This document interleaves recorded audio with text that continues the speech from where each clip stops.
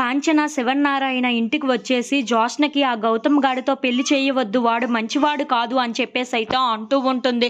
ఆ మాటలు వినగానే అక్కడ ఉన్న వాళ్ళందరూ అయితే ఒక్కసారిగా షాక్ అయిపోతూ ఉంటారు.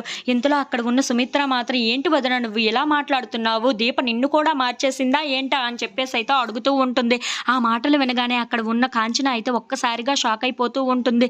ఇంతలో అక్కడ ఉన్న దీప వాళ్ళ అత్తయ్య మాత్రం, అదేంటి అలా మాట్లాడుతున్నారు, మీరు కానీ వాడితో పెళ్లి చేస్తే జోష్న గొంతు కోసేసిన వాళ్ళే అవుతారు అని చెప్పేసి అయితే అంటూ ఉంటుంది.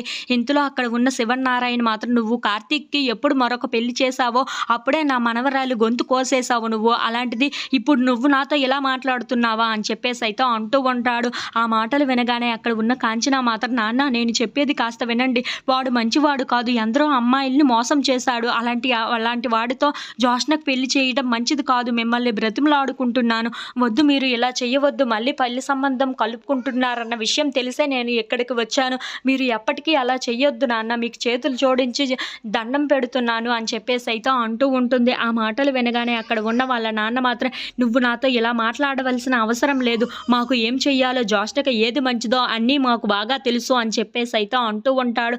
ఆ మాటలు వినగానే అక్కడ ఉన్న కాంచన మాత్రం, నాన్న మీ కాళ్ళు పట్టుకుంటాను, ఈ పెళ్లి సంబంధం మాత్రం వదిలేసుకోండి అని చెప్పేసి అయితే అంటూ ఉంటుంది. ఇంతలో అక్కడ ఉన్న శివనారాయణ మాత్రం, నువ్వు చెప్పేశావు కదా, ఇక్కడి నుండి వెళ్ళిపో అని చెప్పేసి అయితే అంటూ ఉంటాడు. ఆ మాటలు వినగానే అక్కడ ఉన్న కాంచన అయితే ఒక్కసారిగా షాక్ అయిపోతూ ఉంటుంది. నాన్న అలా మాట్లాడొద్దు నాన్న, మీకు దండం పెడతాను, మిమ్మల్ని ప్రాధాయపడుతున్నాను, వాడు మంచివాడు కాదు, జోష్నకి వాడిని ఇచ్చి పెళ్లి చేయొద్దు అని చెప్పేసి అయితే వాళ్ళ నాన్నని చాలా బ్రతిమలాడుతూ అలా ఉంటుంది.